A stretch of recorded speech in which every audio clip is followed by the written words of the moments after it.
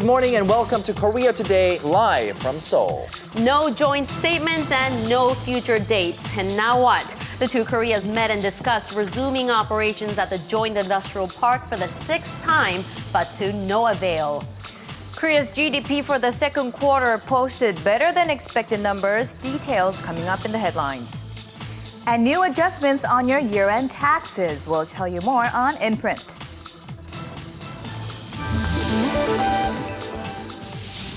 Heading into the peak of summer, do you need something to soothe your mind, body, and soul? As Yoon takes us for a look at healthy comfort foods to help you heal. And Korean films take center stage with two ambitious blockbusters. We take a look at these mega films and what went into the production. More on films, Mr. Go and Snowpiercer on Friday, July 26, 2013. From Arirang News, this is Korea Today. Good morning and welcome to our program. Thanks for tuning in. Thank you for watching and joining us today. In the end, it wasn't bullets or bombs or artillery shells, but pens that put a halt to the 3-year, 1-month, 2-day Korean War. Tomorrow will mark the 60th anniversary of the signing of the Armistice that put an end to the brutal battles that killed millions. That's right. And to remember the ceasefire, the Korean government will hold a ceremony at the War Memorial of Korea. It has invited some 27 nations, including the 21 countries that stood by South Korea. And over in the U.S., President Barack Obama will also attend a ceremony to remember the ceasefire and give a speech there. This will be an unprecedented event that a sitting president will attend such a ceremony. That's right. And for more on this and much more on Korea Today, we'll start out with your headlines.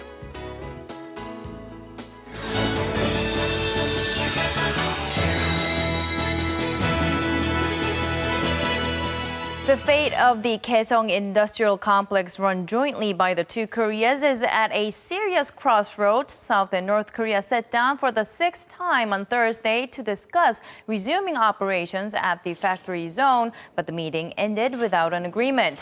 After the talks, South Korean officials hinted at the possibility of permanently shutting down the business park.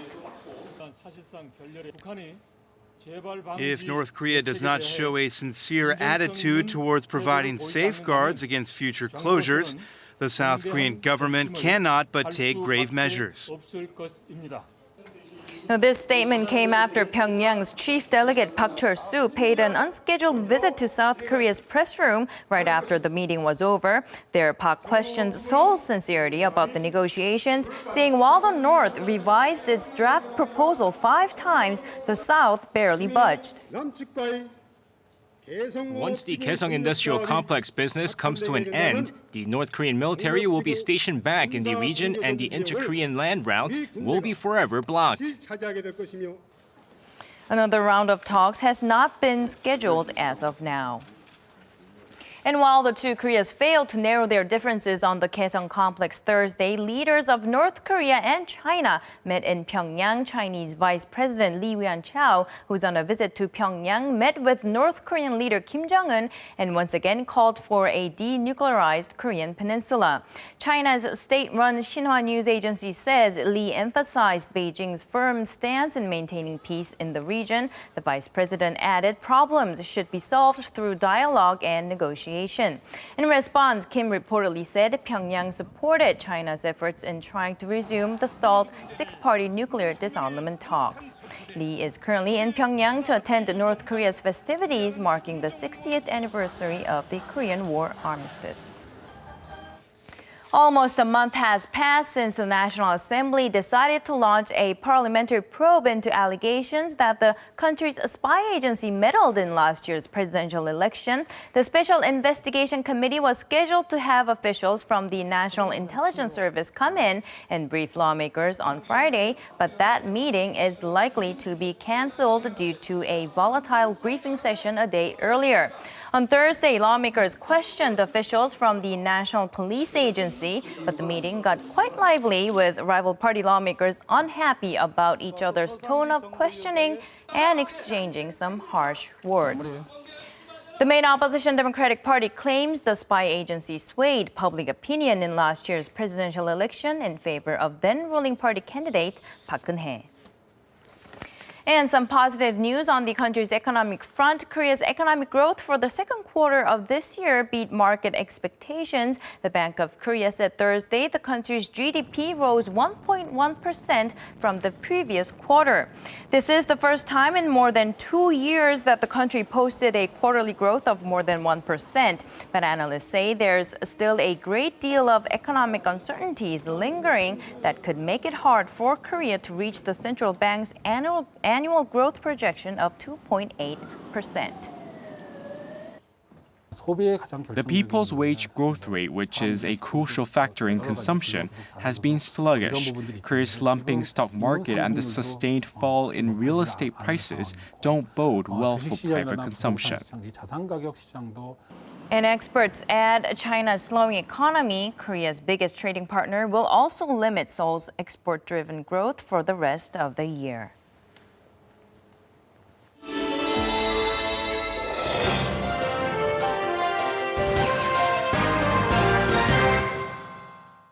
Good morning, everyone. We have one main story on the papers this Friday morning, and that is the breakdown of talks between the two Koreas on the fate of the inter-Korean Kaesong Industrial Complex. We'll take a look at the story on Gyeongyang Shinmun. Its headline reads, North says upon Kaesong breakdown will station soldiers. South says if North does not change, a critical decision. Now, these stances come as the sixth round of working level talks apparently went nowhere and hit a rock, as no plans for further talks indicates a breakdown for now. The lead notes that the North threatened to occupy the city of Kaesong with their military and that the roads leading to the city would be permanently blocked if the business complex faces disruption one more time. The North's chief negotiator Park Chul-soo told South Korean press that it means what it says and that it had tried to in earnest to move forward with the talks by looking for points of common interest, but that in the end the situation became what it is because the South stubbornly held on to its position. Park also distributed some 20 pages of documents which included draft agreements they had proposed to their southern counterparts. Meanwhile, the South's unification ministry released a statement last night expressing its regret at the outcome and pointed the finger at the North for not budging on its calls to build in measures to prevent such a shutdown ever again. And scooting over to 중앙일보 now, as you can see, there is a very a very similar image, almost the same image on its front page, which shows North Korea's chief negotiator Park Chul-soo preempting his southern counterparts by holding a press conference in the South Korean press room without prior notice. You can see a South Korean delegate being held back by North Korean officials as he tried to disrupt the presser. And more of the same on 조선일보, as well as 동아일보 has the big story on its front page as well. And 동아일보 pairs the story with a special 60th Armistice anniversary story by sending its reporter to the West Sea to interview Navy personnel there who expressed their commitment, as outlined in the headline, to guard the NLL despite political waves. All right, and scooting right over to our business newspaper for today. Made Business Newspaper's headline reads, 10% of medical and education expenses to be returned as tax credit. We're talking about year-end tax adjustments here, and the article says medical and education expenses, part of the so-called special income tax deduction category, will now be changed to a category eligible for a 10% tax credit starting this year. This comes as the government and the Korea Institute of Public Finance late last month agreed to shift the items in the special income tax deduction category into tax credits instead. It has been one of the administration's agendas to lessen tax deductions for the well-to-do. Now, two other special income tax deduction categories considered for this shift are insurance expenses as well as donations, but the government has yet to rule on them as of now. We'll wrap your look at what's in print on this Friday with that. Next up are your closing numbers from Thursday's market action.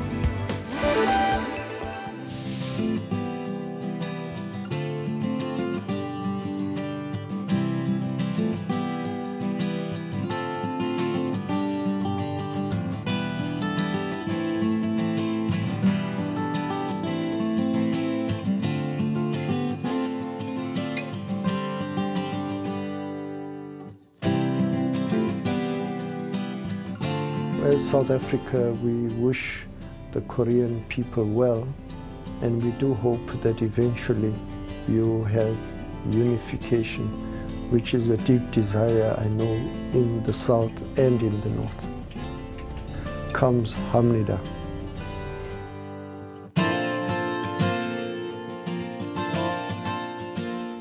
And we just saw a clip of letters of appreciation being delivered to the South African Embassy via special delivery from the Ministry of Patriots and Veterans Affairs.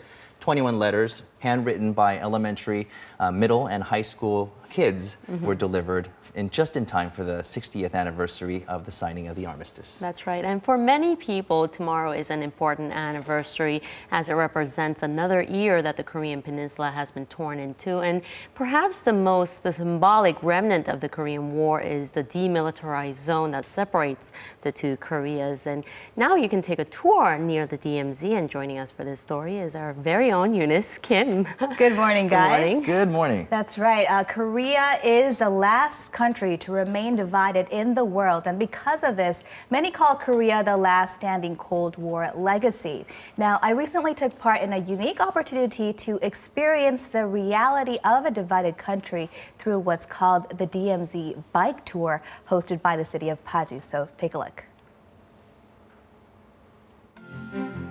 It's been called the most peaceful place in the world, an unlikely title for the most heavily fortified military border, buffering the last standing divided country still technically at war. The cessation of the Korean War made way for an armistice, which established a 250-kilometer-long demarcation line and a demilitarized zone stretching 2 kilometers on either side. Once the site of bloody battles between the North and South, soldiers still aim weapons at each other across this vast no man's land. South of that is the city of Paju, the self-dubbed City of Peace. At Imjingak, we found dozens of young people and their parents lining up to don helmets for a special ride. The DMZ bike tour was launched in 2010 by the city. Every month, registered cyclists track through military-controlled areas south of the DMZ, normally closed to the public. Today, it's an opportunity for young people who know the Korean War through history books to experience a piece of the war's legacy. It's good because as we ride along slowly, we get to enjoy the nature, and I think in general, it's a good experience. To be honest, I'm a bit scared. My friends have said, "Won't you get shot out there?" But now I'm here, I think my thoughts will change. I decided to go along for the ride. And on this beautiful sunny day, we are embarking on a very special bike path, 17 kilometers or 10 miles of pure pristine nature. Let's go. Security rules kept the cameras behind, but the hundreds of riders were full of anticipation on what they would find on the secured bike path. The guided route first takes cyclists north onto the Unification Bridge and back into dirt roads, where they can soak in vistas of forests and rice paddies through barbed wire walls.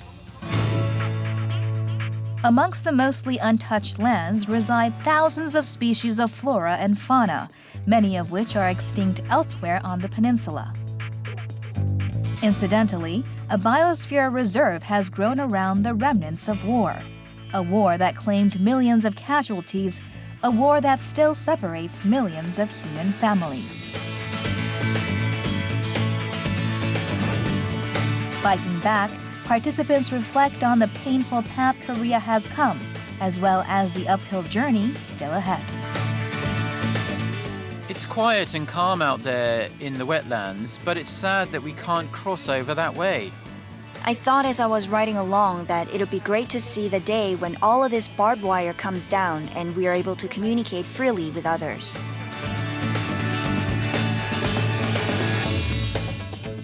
Oh, I have to say, the turnout is pretty good. What was it really like being there? Well, you know, being on the bike path, it was actually eerily quiet, almost peaceful in some ways, which is very ironic. You do have to take the bike through some slopes, but most of the time you're riding through a dirt path that's walled in both sides with barbed wire. So biking through, you do spot checkpoints with armed young soldiers and an occasional bomb shelter overrun by shrubbery. There's obviously very limited access, and I did overhear some parents asking their kids what they thought about what they were seeing, and it's really an ironic picture because underneath this sprawling nature is the nation's hurt. Many violent battles were fought there, pitting Koreans in the north against Koreans in the south, and 60 years later, it is one of the most silent places, I would say, in South Korea. A mix of peace and tension. Yeah. That's And the tour you said is offered every month, but the one that you went to was kind of a special event. You're right. The event I went to was one organized in partnership with the Paju YMCA, but a lot of expats and a lot of tourists from overseas, as well as in Korea, take part in this monthly program. The DMZ bike tour takes place on the 4th Sunday of every month, February through November. You do have to register in advance, though, with an ID number during the first 2 weeks of the month, and registration is open to the public on their website, which you see down there. And the next bike tour near the DMZ is this Sunday. That's right. Timely for those who registered ahead of time, but if you did not, definitely check it out next month. All right, thank you very much, Eunice. Sunday might be a date that I want to mark down on my calendar. Weather cooperating, of course. And speaking of which, we have Tommy, who's appropriately at Imjingak right now, joining us. Good morning, Tommy. Good morning, Dami.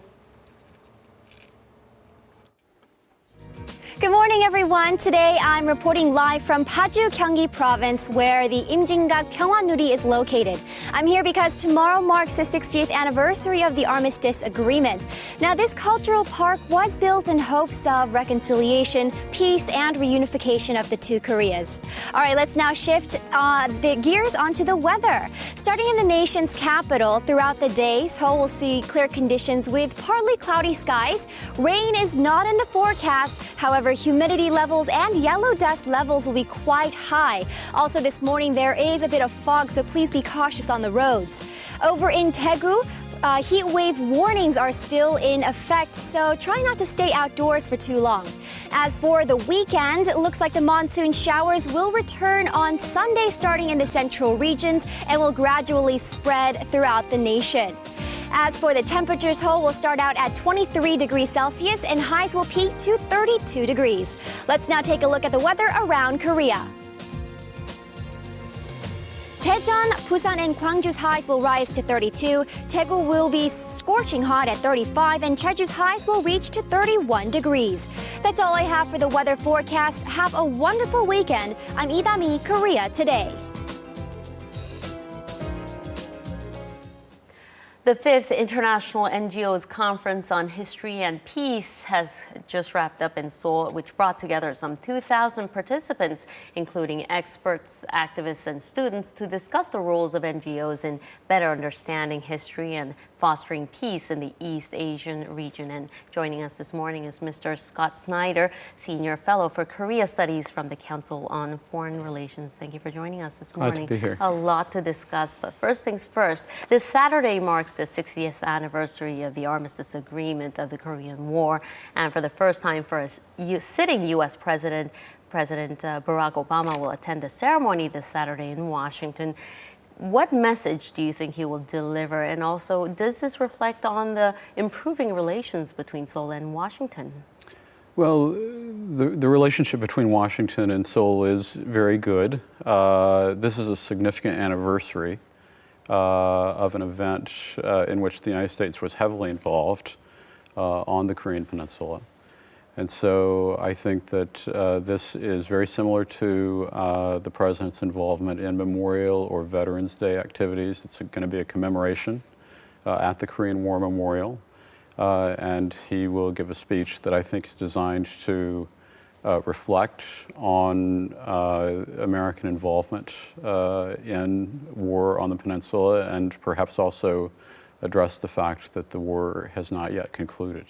You're right. The Korean War ended with an armistice agreement and not a peace treaty, and North Korea wants to replace that with a peace treaty.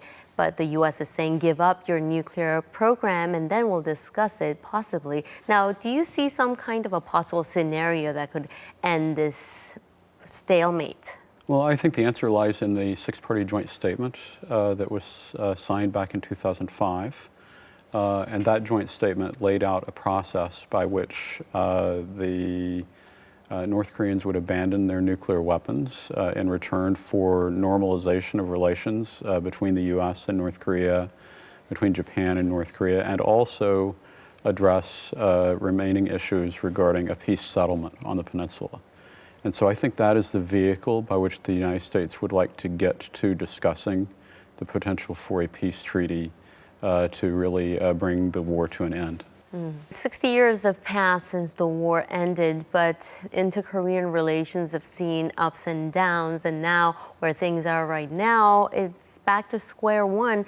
Along the way, what do you think Korea has done well, and what could it have done better in terms of its relations with the North? Well, that's a very difficult question because South Korea has tried many different approaches. Sunshine policy and hardline policies. And I think that right now President Park is trying to combine the two.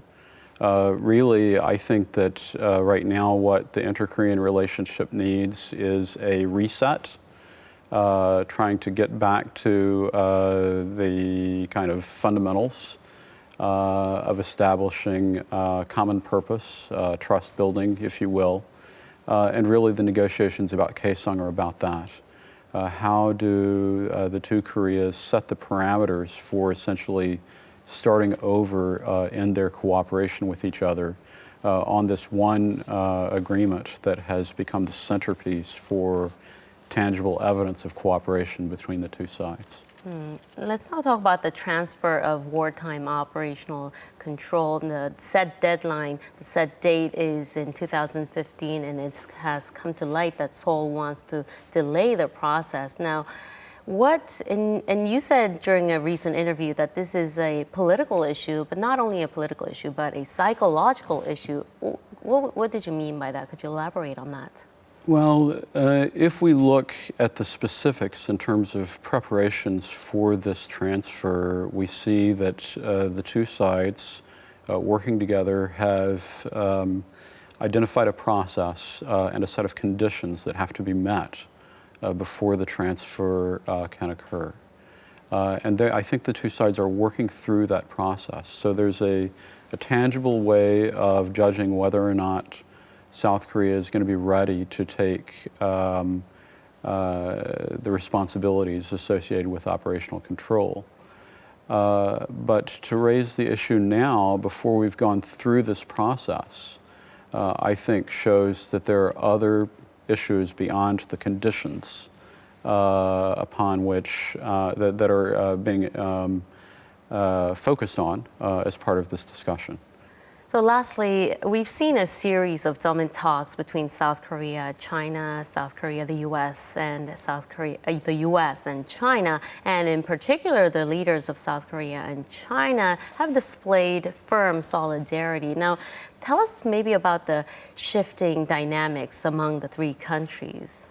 Okay, well, all of this is against the backdrop of a North Korean missile test, a satellite test, and a nuclear test that occurred back in February, and this spike in threats that occurred in April. And then really, I think that President Park's visit to Beijing was the opportunity to gain the fruit from those earlier summits by trying to improve the relationship with Beijing. And we all know that for 2 decades, actually, South Korea has had as a strategic objective getting China to be closer to Seoul, or to understanding that Seoul is really going to be the key to relations on the Korean Peninsula. And yet I think that the result shows that there's still more work to be done. On the one hand, there has been closer, I think, an expanded realm of cooperation among the three, but I think there are still clear limits in terms of China's position and focus on trying to maintain stability and trying to protect its geopolitical interests on the peninsula. Well, thank you, Mr. Snyder, for joining us this morning and sharing your insight. It's very helpful.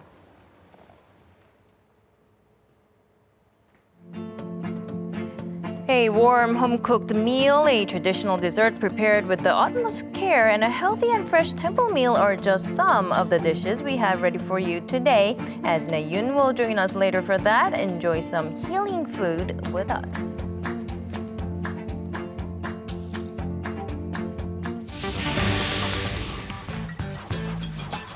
From food, books, travel, and even television shows, the word healing has become a trend-setting term in Korea. And now it has even taken over the fashion industry. It doesn't stop just at the body, it extends into healing of the soul. We look at everything that offers some healing.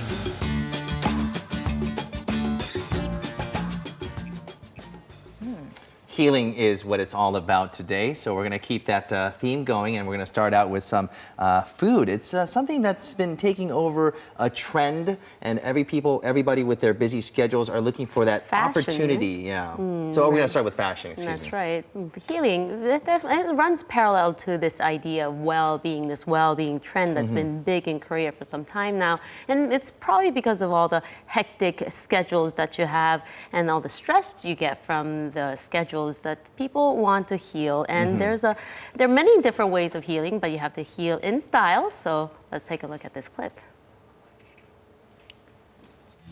The first healing tip we have is natural fabric clothing. With the abnormal climate changes, the weather is getting hotter by the day. With this, fabrics that can easily cool off the heat are becoming more popular. These days, the trend is shifting away from conventionally popular fabrics such as chiffon and comax to eco-friendly materials such as rayon, grass cloth, and hemp. For eco-friendly fabrics, there's kanaf, khadi, rayon, grass cloth, and hemp. And in terms of dyeing garments, you can use natural methods by utilizing mud, jok leaves, persimmon tannin, and traditional ink. Natural fabrics not only absorb sweat well and dry easily, they also breathe well, making them popular with many people. In the past, the concept of eco-friendly and well-being was focused on food, but recently people think about it in terms of clothes and living spaces as well. Especially clothes made using persimmon tannin, traditional ink, and jok leaf dye not only are natural but have beautiful colors, much loved by many people. How is it that these natural ingredients can create such beautiful colors? We visited a natural dye workshop to find out how.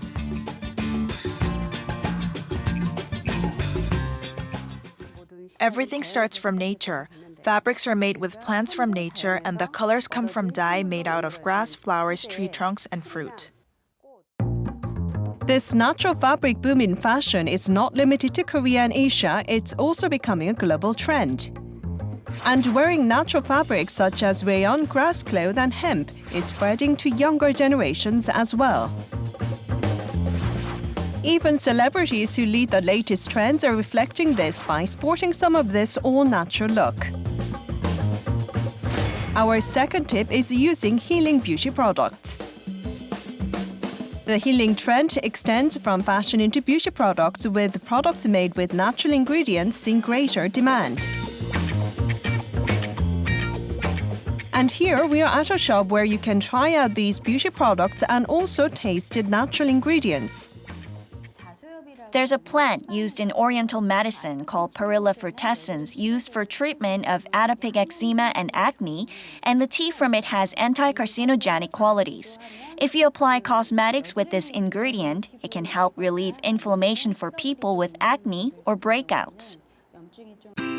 Not only can you try out the organic beauty products to make sure they go with your skin type before buying them, you can also receive consultation about the ingredients.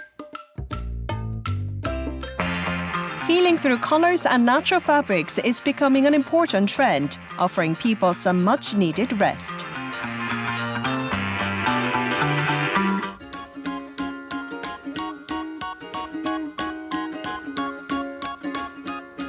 now this is the part 2 of the healing. I almost jumped the gun there. I wanted to talk about the food first, but now it's time for the food. Right, and Yesna Yoon, our reporter Yesna Yoon, has tried all the healing foods that are out there and has come back looking healthier than ever. Do I look Have you healthier healed? today? Your skin is glowing. Thank you.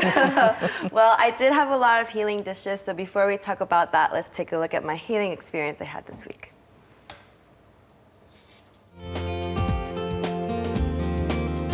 In the heart of a busy, busy city, time seems almost at a time still here at Bukchon Hanok Village. So all the streets here, they're winding together. It's all connected together. Let's go find some places where you can find some healing for your body and soul.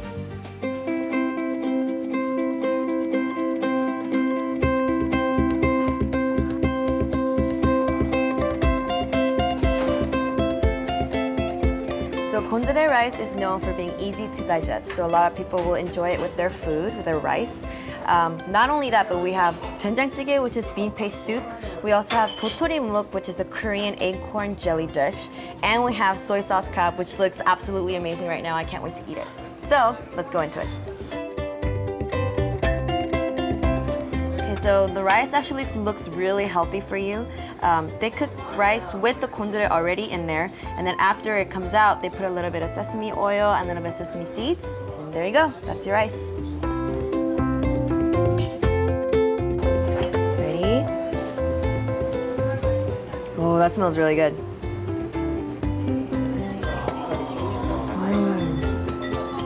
You can definitely taste the sesame, which makes it just go down so smooth.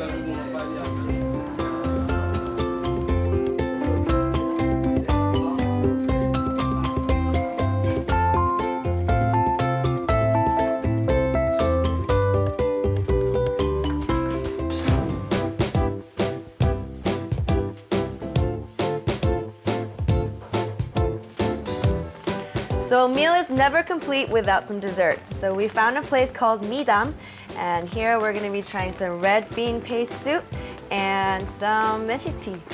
Let's go.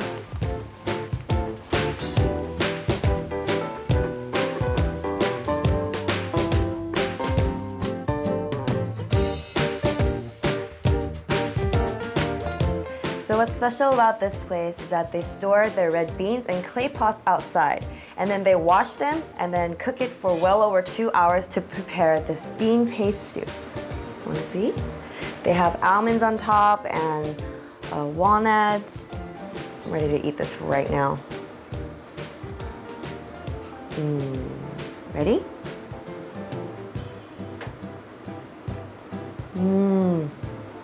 It's still really warm. It's just the right amount of sweet. It's really good. Your mom cooked at home for you? And since it's raining outside, having something warm like this is really making me feel really good right now.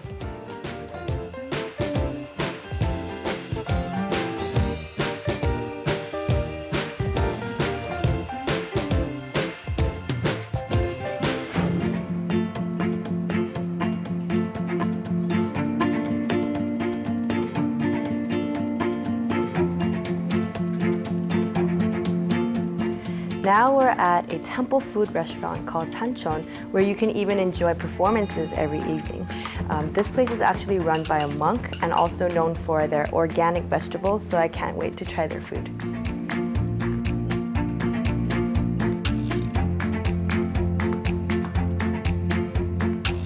So walking in here, you can tell that it's such a peaceful place. There's even like a place that has all these plants over there. But as you can see, all the food here is very natural looking. There's no meat. So now we have the main course here. As you can see, there are so many different types of side dishes here, and they all look so healthy. I just feel good right now.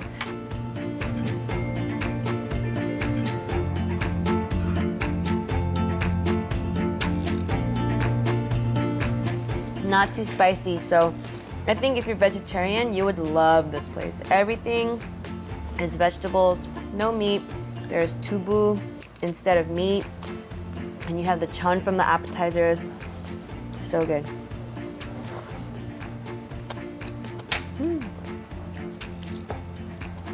Well, today was a very, very relaxing, healing experience.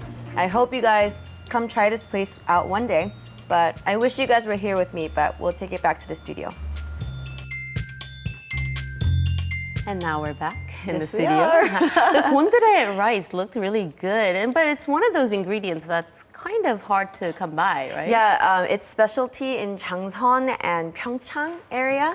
And you pick it in May and you freeze it or dry it and enjoy it throughout the year. But this plant, it's a wild plant. From Changseon and Pyeongchang in Gangwon province, Yes, right? yes. Yeah. So it's very healthy for you and very easy to digest. So it's okay for you to eat it all the time. Usually when you eat a wild plant and you just eat one kind, you kind of get sick. But with this, you don't get sick. Okay. So people eat a lot of it. Out of all the places that you went to and showed us today, Sancheon is where I really want to go the most. The popularity of temple food in Korea is really going up and up, and we even now have experts on that. Yeah, this temple food place, I mean, I think all temple food places, they don't use any meat. And I'm a big lover of meat, but they use tubu and they use muk and chon and things like that. And it's just so healthy for you.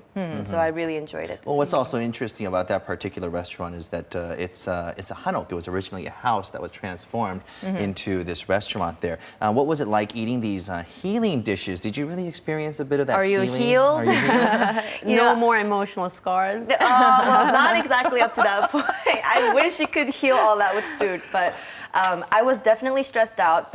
And my favorite color is green, and knowing that all these foods, the main color was green, it was a very healing experience. That's a very nice play on that color theme there. Green is a healing color. It is, yeah. Right, a big statement coming from, a huge meat lover. Right, you like pink or you like red. Yeah.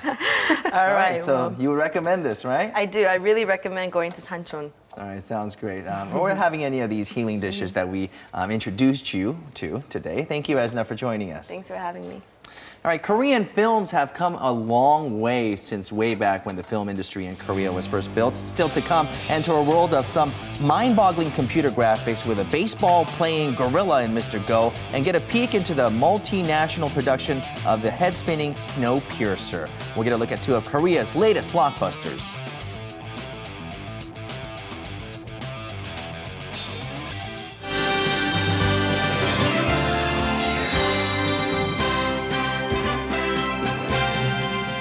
My favorite color is red, except when it's cooked, and I like it kind of brown, if you know what I mean. Anyways, let's talk some baseball. Great teams win games that they're supposed to win. Samsung is a perfect example of that, with 8 wins, 1 loss, and 1 tie against expansion NC in the KBO. They were looking for yet another series sweep last night and perhaps their 5th straight win. Let's go and see what happened in that game as we pick it up in the first. And this is Chang Hyung-woo taking this deep to center field. Na-sung Bum gives chase, but he runs out of real estate as Che makes it 1-0 with his 19th homer of the season.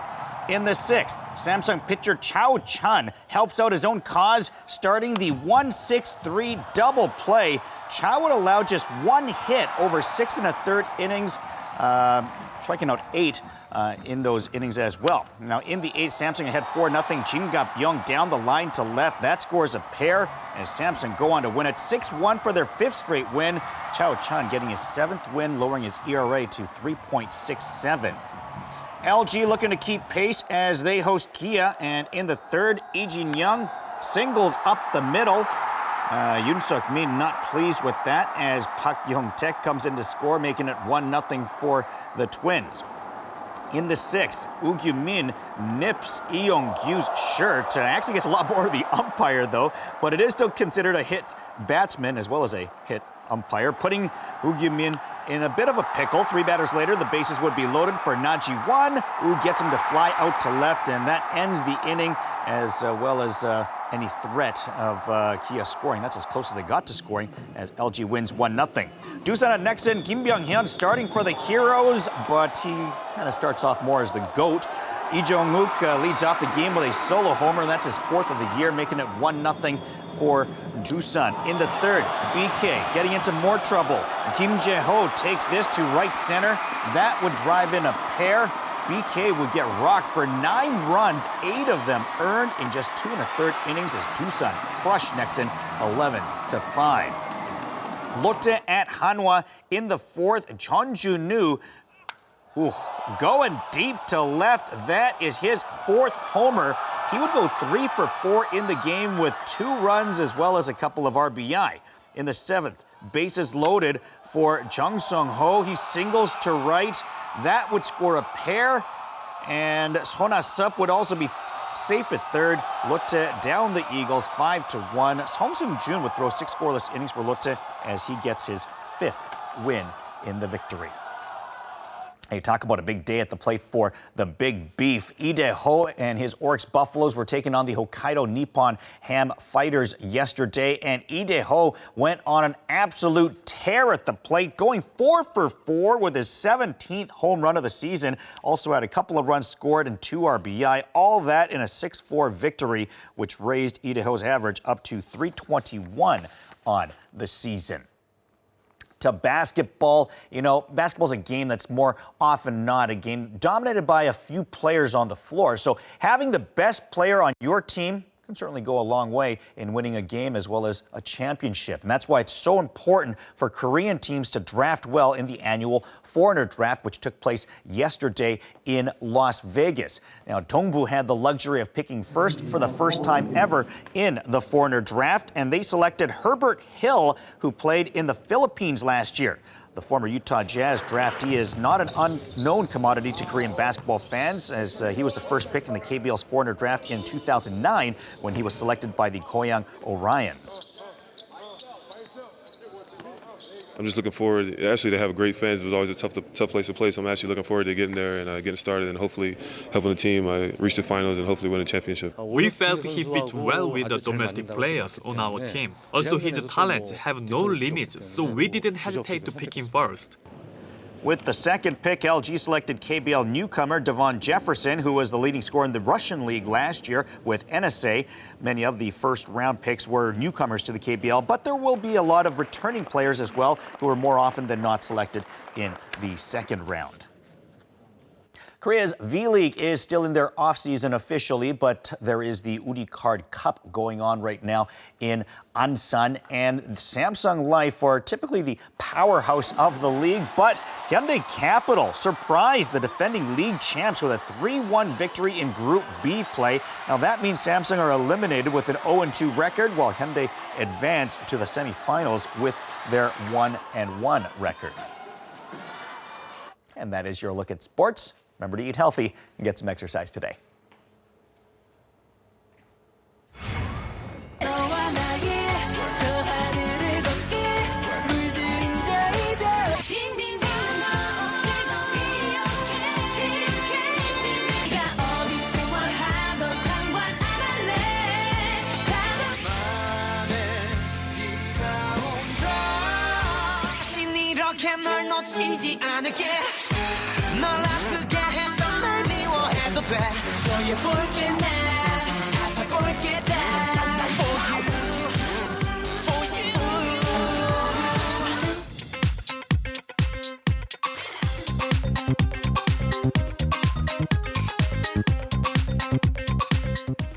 All right, time for K Entertainment, and today we're going to talk about Korean blockbusters that are butting heads with Hollywood movies. And joining us for this story is Denny Hong. Good morning. It's good to be back. It's kind of strange to be back on the sofa here, actually. You look okay. Humongous. You look okay. You look like Mr. Go in this gorilla movie, but in this shot. I eat like a gorilla. But, that's true. Yes, good morning.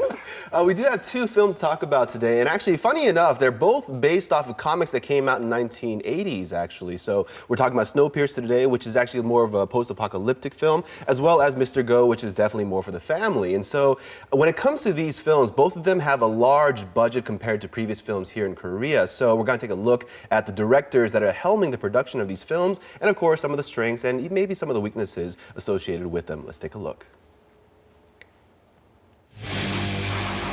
Hollywood blockbusters have always led summer movie trends. But with original plots, rapidly evolving technology, and active investment, more Korean blockbusters are drawing the attention of movie buffs, transforming the industry.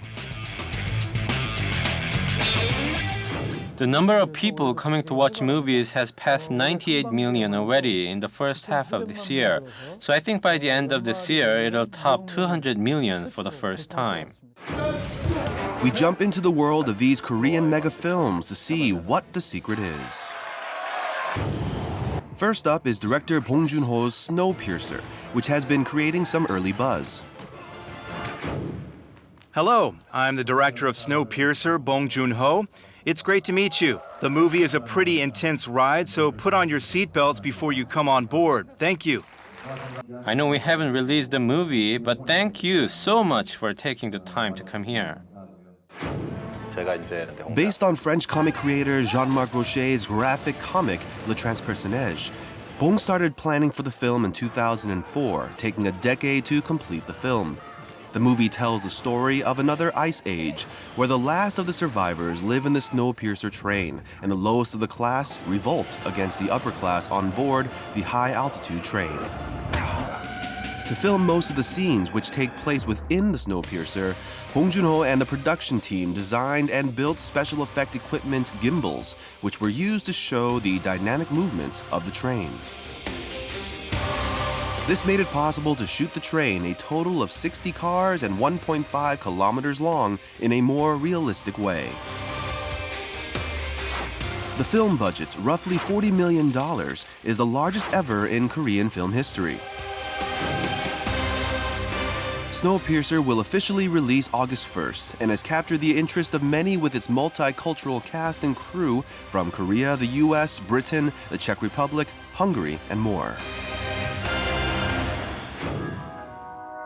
Another Korean blockbuster generating buzz is director Kim Yong-ha's Mr. Go, which tells the story of a baseball-playing gorilla, its 15-year-old Chinese manager, and their journey of becoming a superstar in the Korean Baseball League. The film, which hit the box office just last week, takes computer graphics in Korean movies to a new level. The comedy brings cartoonist Ho Young-man's 1985 baseball-playing gorilla to life on the silver screen. The gorilla Ling Ling, fully created by computer graphics, looks incredibly realistic with every movement and detail, including the fur, moving as if a live animal. And as you can imagine, Ling Ling was not born overnight. Mr. Go had a $20 million budget just in production costs, and of that, the creation of Ling Ling made up for half. With more advanced technology and a growing film budget, Mr. Go's Ling Ling is not far off from the ranks of Hollywood's King Kong or Caesar from Rise of the Planet of the Apes. These new mega Korean films, Snowpiercer and Mr. Go, with their unprecedented production scale, have captured the minds of many. But is there another side to this? If you focus too much on producing large-scale films, the Korean film industry may suffer instability and development. That's why I think it's important in the long run to not only focus on the size of production, but also emphasize the characteristics that Korean movies have along with the storytelling aspect of it. Korean blockbusters are taking Hollywood films head-on. Korean movies have a way of expressing Asian values or thoughts in a Western or more Hollywood fashion. That's why people from both sides watch it, and that's where the strength comes from. More attention will be on how these uniquely Korean mega films will fare in the global market. So I was going to retract my statement, but I stand by my statement. You do remind me of Ling Ling a little bit. But this Mr. Go targeted the global audience from the get-go, huh? I would say so too. Now, obviously, as a family-oriented film, it does have that ability to kind of cross different boundaries, especially cultural ones too, because even if you don't understand everything, you can definitely just watch it visually. It would be stunning to watch too. Now, as we saw, obviously, we had the motion capture going on because you can't use a real gorilla on this one too. But when it comes to this film, I would say that both of them especially, directors are the important factor here, because when you have a big budget film, $20 million for Mr. Go and $40 million plus for Snowpiercer. It's a lot of risk. It's a lot of risk, and so you have to have somebody who you can trust for that as well too. And I think both of these, they've definitely proven themselves in the Korean market. If you look at the movies that Kim Yong-ha did, he did 200-Pound Beauty as well, and he also did Takeoff, which is pretty much the national skiing more team. on the lighter comedic genre, right? And so he's definitely touchy story with comedy involved. Exactly. And not to mention actor Song Dong-il too. Like it's his first movie as a leading actor, so I'm very much looking forward to this film. But the Snowpiercer, it's already been sold in Europe, Russia, Japan, other countries as well, even before the preview was released. Now this one, I think a lot of anticipation behind this is also based because the comic, the graphic novel actually came out in like 1981, 1982. It's a French comic, and a lot of people are familiar with this, especially in Europe. And people have been wanting to see this on screen for a very long time. And Bong Joon-ho, he was, of course, given the go-ahead to do so. And he casted it internationally. So we do have a lot of Korean actors in here too, as well as Chris Evans, so, you know, the first Avenger. Yeah, Captain America is going to be in there as well. We also have Ed Harris, who I think is a fantastic actor. John Hurt's going to be in there. And of course, from Korea, we have from, I guess, a 3-time actor working with Bong Joon-ho, from, of course, Memories of Murder, as well as the host. We have, of course, Song Kang-ho in there too. Who is a fantastic actor. Right? And so the film, if you know the graphic novel, it is post-apocalyptic. It is talking about, I guess, some Cold War era themes where you're going to have, I guess, the underclass trying to fight against the upper class, and it takes place on a small scale, you know, human scale in the sense that everyone's stuck on a train. So it's the world shrunk down into just a few people, you know, trying to go into one destination. So I think people are going to look forward to it. I'm definitely looking forward to it. Sounds exciting. As well. Yeah, there's like a reoccurring theme over here. It seems that Mr. Go was originally a comic book character that was created, and also the latter movie directed by Bong Joon-ho, that's also based off a graphic novel. So 2 great blockbusters to watch this summer. And Snowpiercer has already raked in $17 million before its release, yes. Well, this one definitely, when it comes to the pre-production cost, I think that's what it's referring to. So with the investment cost, that happened already. Okay, well, sounds great. So one for the family and one for the guys and the girls. Exactly. Or the Let's women watch and the men, right? All right, sounds good, Denny. Thank you very much. No problem. All right, that's all we have prepared for you for this Friday morning. All right, it is Friday. We'll see you back here on Monday. Enjoy your weekend. Enjoy your weekend. See you on Monday. Bye-bye.